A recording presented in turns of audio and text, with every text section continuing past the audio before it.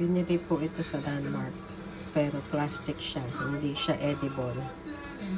Talagang iba yung texture niya. Kita nyo?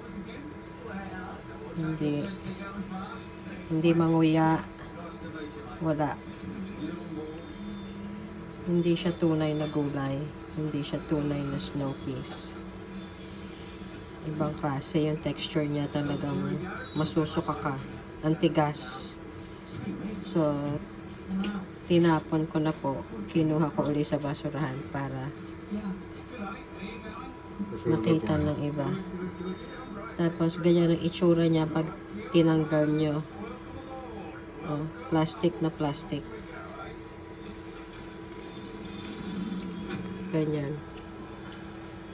Hindi naman ganyan ang itsura ng snow peas. They're sweet peas. So,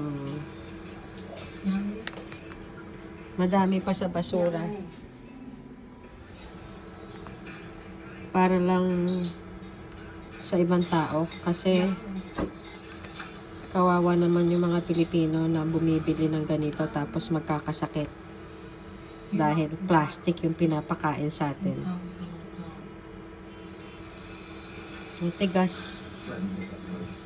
Talagang iba po talaga yung texture. Oh. Hindi mo siya manguya.